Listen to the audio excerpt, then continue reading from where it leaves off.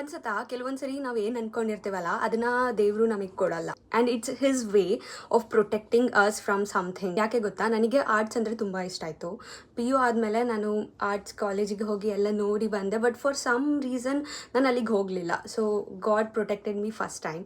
Second time ನಾನು ಇಂಜಿನಿಯರಿಂಗಲ್ಲಿರುವಾಗ ನೀವು ನನ್ನ ಅಕೌಂಟ್ಗೆ ಹೋಗಿ ಸ್ಕ್ರೋಲ್ ಮಾಡಿದ್ರೆ ಇನ್ ದಿ ಎಂಡ್ ನೀವು ರೆಸಿನ್ ಆರ್ಟ್ ವರ್ಕ್ಸ್ನ ನೋಡ್ಬೋದು. I started small art business because ನಂಗೆ ತುಂಬ ಇಷ್ಟ ಆಯಿತು. ಆವಾಗ ನಾನು ಅಂದ್ಕೊಂಡೆ ನನ್ನ ಕೆರಿಯರ್ನ ನಾನು ಇಲ್ಲೇ ಬಿಲ್ಡ್ ಮಾಡ್ಕೊತೀನಿ, ನಾನು ಯಾವುದೇ ಕೆಲಸಕ್ಕೆ ಹೋಗಲ್ಲ ಅಂತ. ಸೊ ನಾನು ಕ್ಯಾಂಪಸ್ ಇಂಟರ್ವ್ಯೂಸ್ ಏನೇನು ಬರ್ತಿತ್ತು ಅದು ಅಟೆಂಡ್ ಮಾಡ್ತಿರಲಿಲ್ಲ. ಬಿಕಾಸ್ ಆಫ್ ಮೈ HOD ನಾನು ಜಸ್ಟ್ ಫಾರ್ ಅಟೆಂಡ್ ಮಾಡಬೇಕು ಅಂತ ಅಟೆಂಡ್ ಮಾಡಿದೆ. ಜಾಬ್ ಸಿಕ್ತು. ಆಫರ್ ಲೆಟರ್ ಮತ್ತು ಜಾಯ್ನಿಂಗ್ ಲೆಟರ್ ಬರೋ ಮಧ್ಯ ಏನಾಯ್ತಂದ್ರೆ ದಿ ರೆಸಿನ್ ಆರ್ಟ್ ನನ್ನ ಹೆಲ್ತಿಗೆ ತುಂಬ ಎಫೆಕ್ಟ್ ಆಗ್ತಾ ಇತ್ತು. ಸೊ ಐ ರಿಯಲೈಸ್ಡ್ ಇದು ನನಗಲ್ಲ ಅಂತ. ಕೆಲವೊಂದ್ಸರಿ ನಿಮ್ಮ ಪ್ಯಾಷನ್ನು ಮತ್ತು ವರ್ಕು ಎರಡು ಮಿಕ್ಸ್ ಮಾಡಬಾರ್ದು. ಯಾಕಂದರೆ passion is something that you do out of your heart.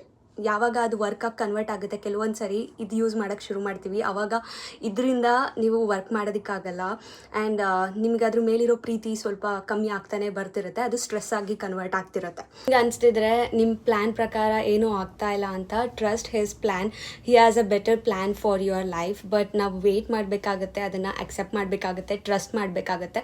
I know time ತೊಗೊಳುತ್ತೆ, but definitely you will get the answer ಅದೇನಕ್ಕೆ ವರ್ಕೌಟ್ ಆಗಲಿಲ್ಲ ಅಂತ. I know it's very hard. You feel everyone around you are moving and you are stuck, but it's okay. ಅನ್ಕೊಂಡಿರೋದಕ್ಕಿಂತ ದೊಡ್ಡದಾಗೆ result ಬರುತ್ತೆ.